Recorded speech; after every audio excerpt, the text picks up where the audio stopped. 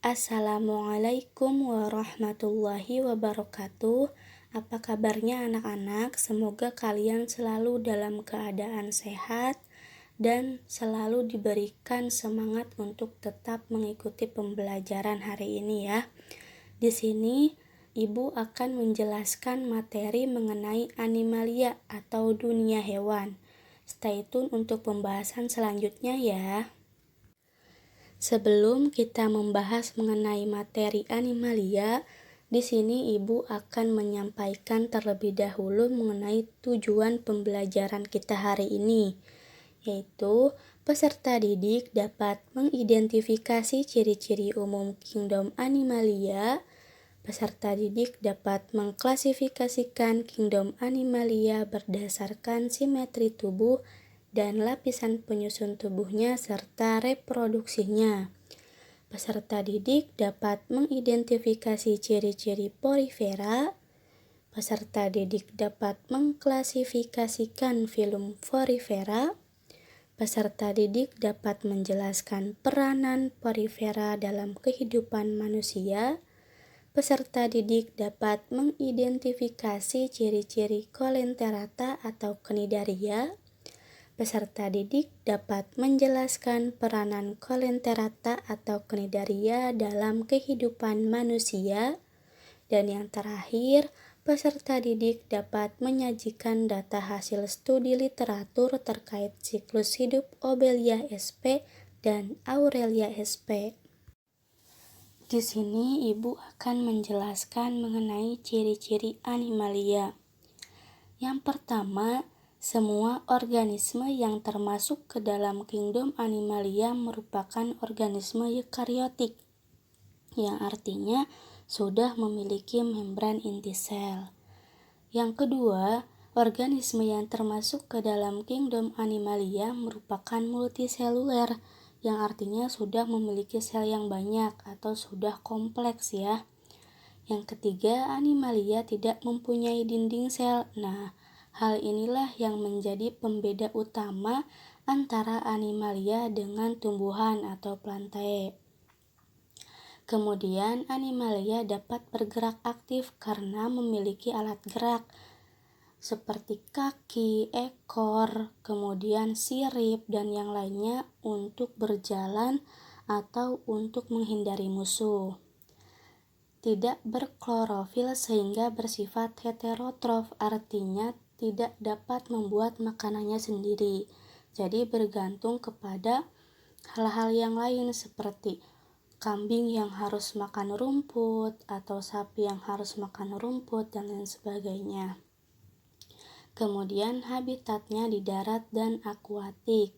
Habitatnya di darat seperti yang banyak contoh hewan yang kita lihat seperti kambing, kemudian sapi, kelinci, dan lain-lain. Untuk di akuatik seperti ikan, udang ya.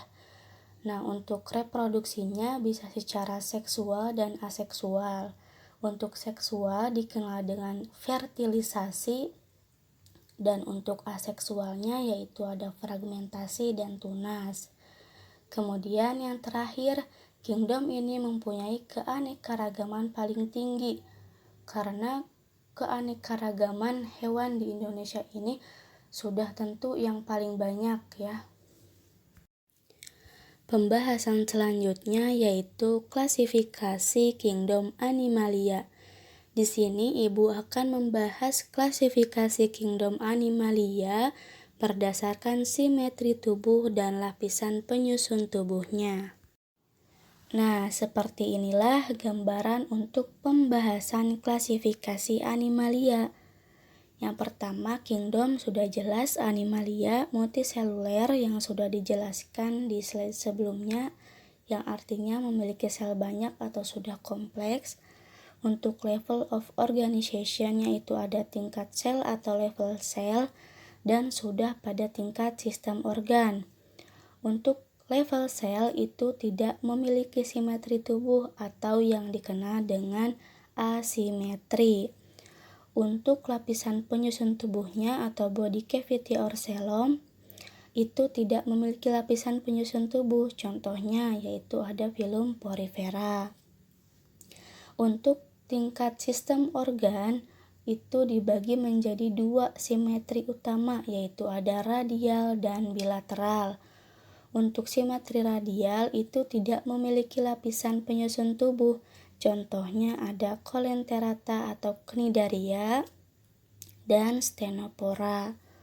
Untuk simetri bilateral itu dibagi lagi menjadi 3 lapisan penyusun tubuh. Ada Acelomata, contohnya Phylum Platyhelminthes. Kemudian ada Pseudocelomata, contohnya Acehelminthes.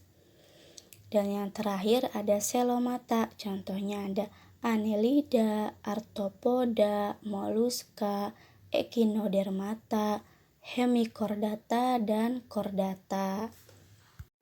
Penjelasan yang pertama mengenai klasifikasi Animalia yaitu ada simetri tubuh. Seperti yang sudah dijelaskan dibagi menjadi dua bagian utama yaitu radial dan bilateral.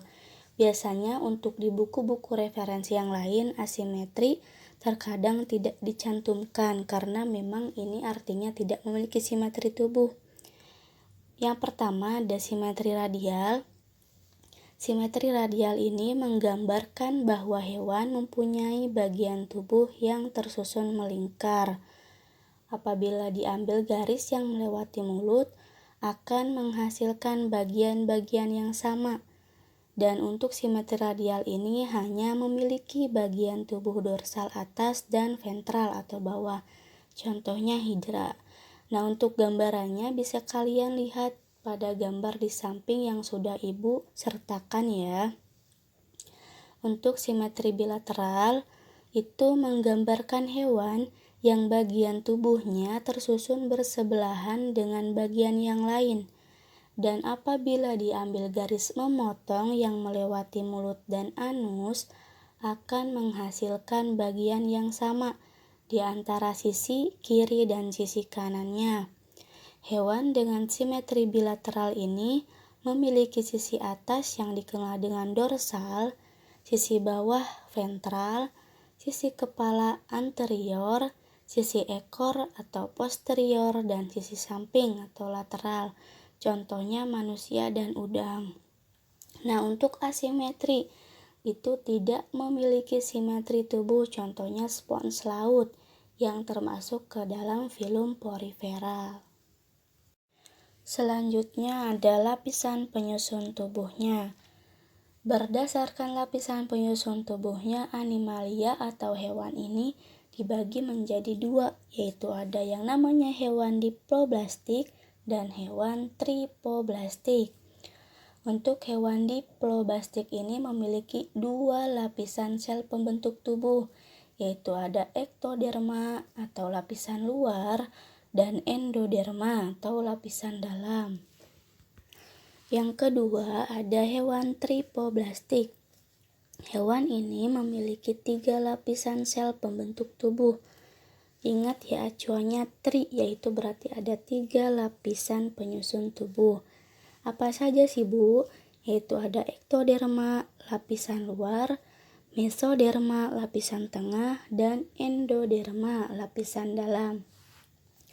Untuk ektoderma pada hewan tripoblastik ini berkembang menjadi epidermis dan sistem saraf.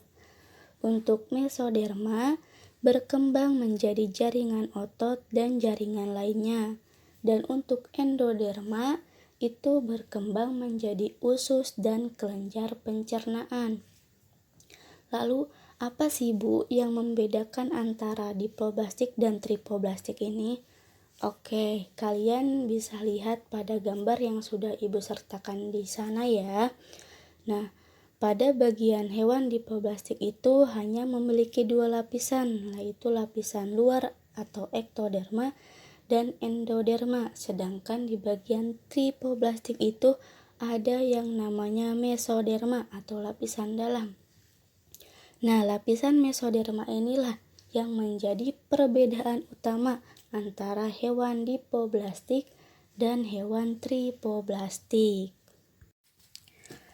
Untuk hewan tripoblastik ini dibedakan lagi berdasarkan ada tidaknya rongga tubuh. Dibedakan menjadi 3 kelompok, Yang pertama ada Triploblastic acelomata, merupakan hewan yang tidak mempunyai rongga di antara usus dan tubuh terluarnya. Nah, contohnya ada Platyhelminthes atau cacing pipih atau yang dikenal dengan planaria. Yang kedua ada Triploblastic pseudocelomata, merupakan hewan yang mempunyai rongga dalam saluran tubuh yang berisi cairan tanpa dibatasi jaringan dari mesoderma. Contohnya ada nematoda atau cacing gilik.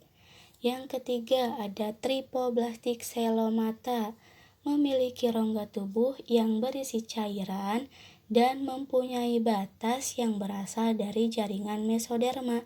Contohnya cacing tanah. Selanjutnya berdasarkan reproduksinya. Berdasarkan reproduksinya, animalia ini secara seksual, aseksual, maupun keduanya.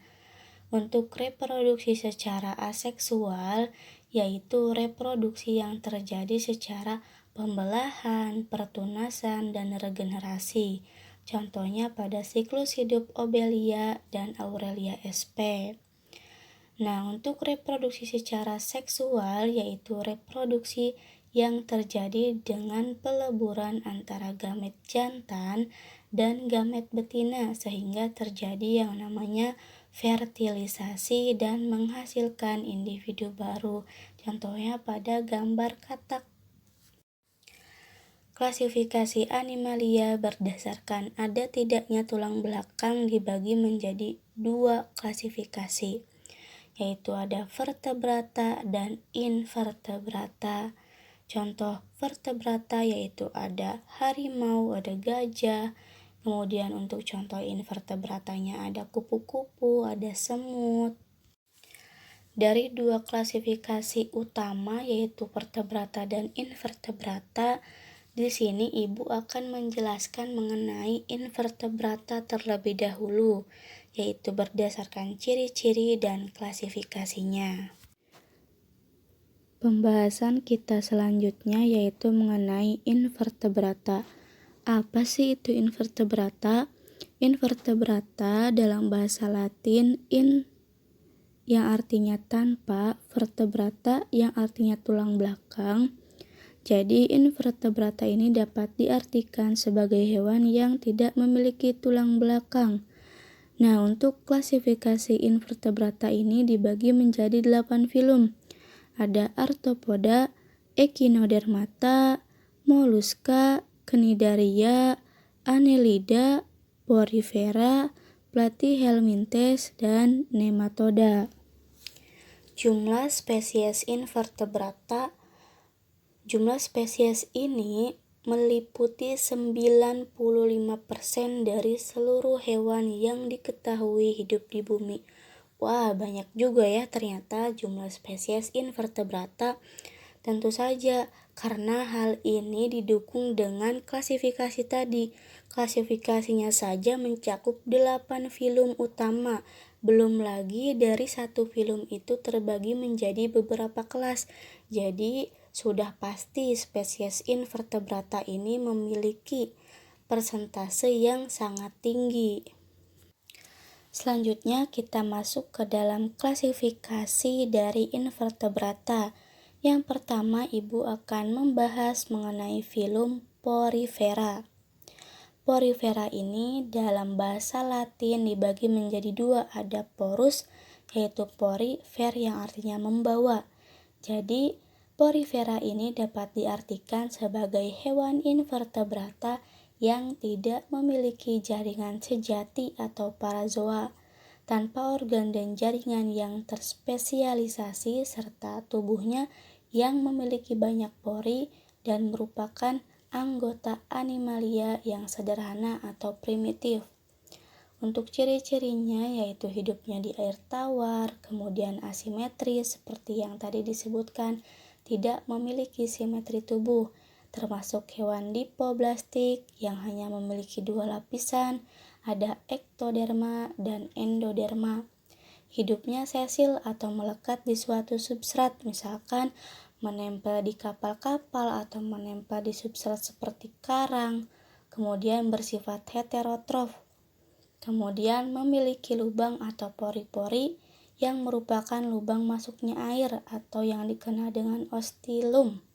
Kemudian air mengalir ke rongga tubuh, yaitu ada jaringan spongosol, dan keluar melalui lubang pengeluaran yang dinamakan dengan osculum. Berdasarkan tipe saluran air dan bentuk tubuhnya, porifera ini dibedakan menjadi 3, yaitu untuk tipe saluran air ada askonoid.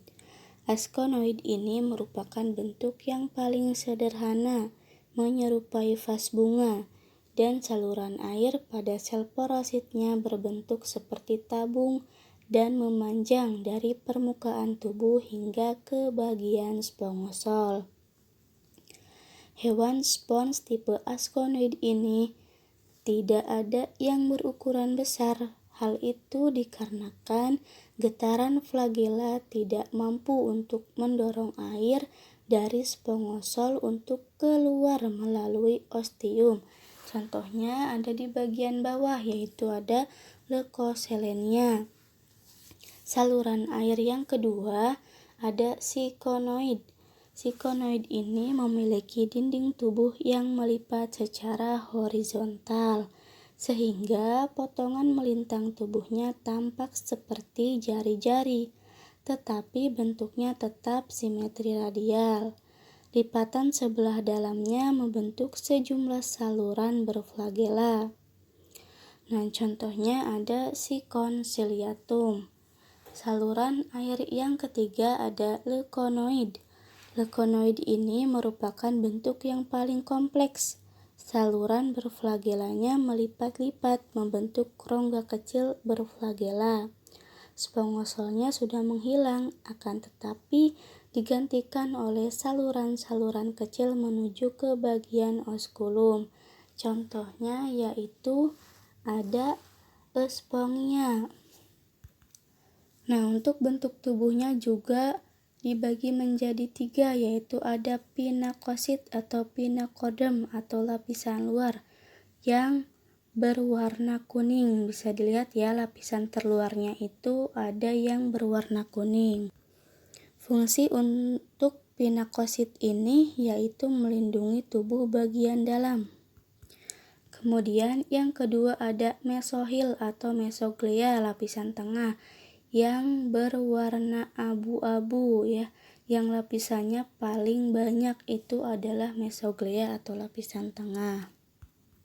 Fungsinya yaitu untuk mengedarkan sari makanan dan oksigen ke sel-sel tubuh yang lainnya, yaitu untuk membuang partikel sisa-sisa metabolisme, kemudian untuk membuat spikula atau serat spons, dan untuk membentuk sel reproduktif. Yang terakhir ada koanosit atau lapisan dalam yang berwarna merah ya, yang bintik-bintik berwarna merah itu adalah koanosit. Koanosit ini berfungsi untuk mencerna makanan secara intraseluler. Kemudian pembahasan selanjutnya mengenai cara porifera bereproduksi. Yang pertama yaitu secara seksual. Bisa dilihat pada gambarnya ya, untuk reproduksi seksual ini terjadi secara fertilisasi, yaitu sperma akan dikeluarkan bersama aliran air, kemudian terjadi fertilisasi, di mana penggabungan sperma dan ovum yang terjadi di mesohil, kemudian menjadi larva amfiblastula, dan tumbuh menjadi spons baru. Selanjutnya, cara porifera bereproduksi secara aseksual, yaitu ada pembentukan tunas, pembelahan, pembentukan badan reduksi, dan pembentukan gemule.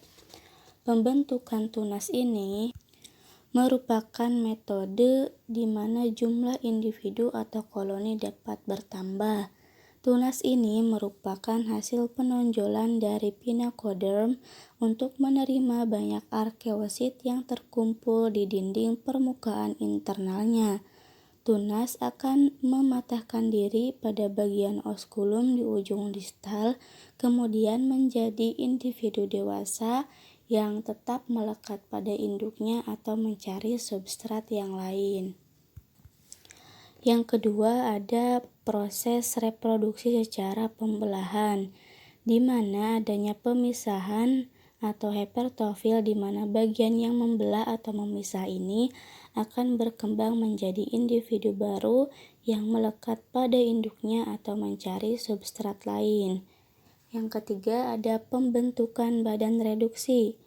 Apabila kondisi air tawar buruk atau tidak menguntungkan, maka spons laut ini akan runtuh meninggalkan bola-bola kecil yang disebut dengan badan reduksi seperti pada gambar ya.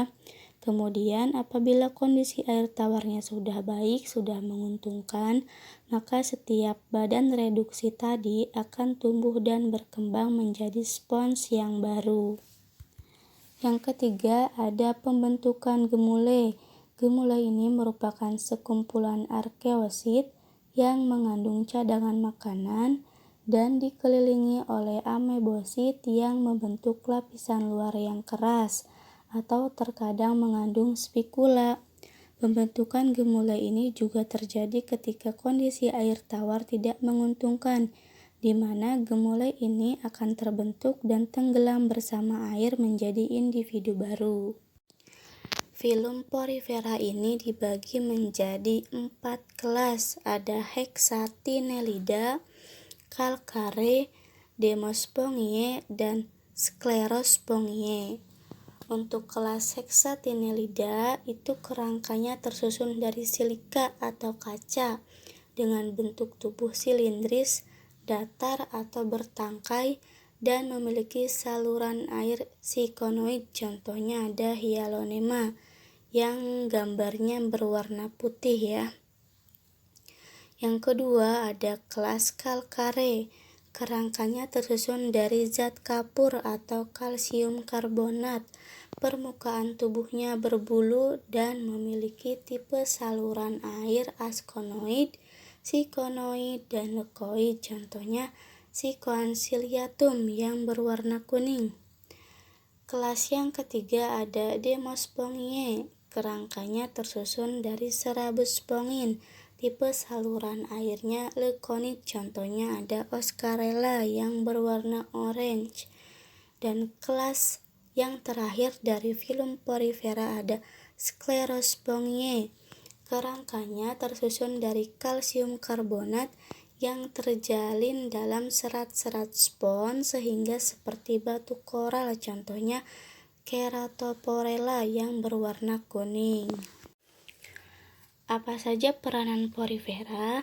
Yang pertama, beberapa jenis spons laut yang berwarna cerah digunakan sebagai hiasan di dalam akuarium laut. Misalnya ada Axinella cannabina yang berwarna orange. Yang kedua, kerangka dari Spongia dan Hippospongia biasanya dimanfaatkan untuk spons mandi. Yang ketiga, hewan spons Cliona dapat mengebor batu karang dan cangkang moluska yang keras sehingga membantu dalam proses pelapukan. Yang keempat, hewan spons yang hidup pada jenis karang tertentu dapat mengganggu peternakan tiram. Ini merupakan salah satu peranan porifera yang merugikan. Setelah kita tuntas membahas porifera, selanjutnya filum yang kedua kita akan membahas mengenai filum Coelenterata atau Cnidaria. Filum Cnidaria dan Stenopora termasuk ke dalam hewan Coelenterata. Dalam bahasa Yunani, Coelenteron yang artinya rongga yaitu hewan invertebrata yang memiliki rongga tubuh sebagai alat pencernaan makanan. Untuk Cnidaria dalam bahasa Yunani ada knide yang artinya sengat karena memiliki alat sengat untuk pertahanan diri dan menangkap mangsanya. Ciri-cirinya yaitu hewan berongga, tubuhnya simetri radial, hidupnya secara koloni di laut, Hewannya termasuk ke dalam diploblastik, mempunyai dua lapisan, ektoderm dan endoderm. Pada bagian ektodermnya, terutama bagian tentakel, terdapat sel jelatang yang disebut dengan cnidoblast. Di dalam cnidoblasnya itu terdapat nematokis. Nematokis ini merupakan alat penyengat yang bisa membuat gatal mangsanya dan mengeluarkan racun ketika merasa dalam bahaya. Selanjutnya, di sini membahas mengenai bentuk tubuh cnidaria. Dibagi menjadi dua, ada yang polip dan medusa. Polip ini berbentuk silindris yang memiliki dua ujung, yaitu ujung yang satu sebagai oral atau mulut yang dikelilingi tentakel, sedangkan ujung lainnya sebagai aboral yang menempel pada substrat. Nah, bagian oral atau mulut ini yaitu pada bagian atasnya, dan pada bagian aboral ini yang menempel pada substrat yaitu pada bagian bawahnya. Nah, yang kedua ada medusa. Medusa ini berbentuk seperti lonceng atau payung atau mangkok terbalik ya, di mana bagian cembungnya mengarah ke atas, sedangkan bagian cekungnya yang memiliki mulut dan tentakel mengarah ke bagian bawah. Untuk lapisan tubuhnya dibagi menjadi 3, yaitu ada epidermis, di gambarnya yang berwarna merah ya. Nah, epidermis ini lapisan tubuh yang paling luar, terdiri dari sel epitel, otot, sel interstisial, sel knidosit, sel kelenjar, lendir, dan sel saraf indera. Yang kedua ada mesoglea yang berwarna abu-abu di gambar ya. Nah, mesoglea ini rongga yang berisi bahan seperti gelatin dan tidak mengandung sel. Biasanya terletak di lapisan bagian tengah. Kemudian ada gastrodermis yang berwarna biru. Lapisan bagian dalam yang dekat dengan rongga pencernaan. Terdiri dari sel otot pencernaan yang berflagela, kemudian sel kelenjar enzim, dan sel kelenjar lendir. Untuk cara reproduksi cnidaria atau coelenterata ini bisa terjadi secara aseksual dan seksual.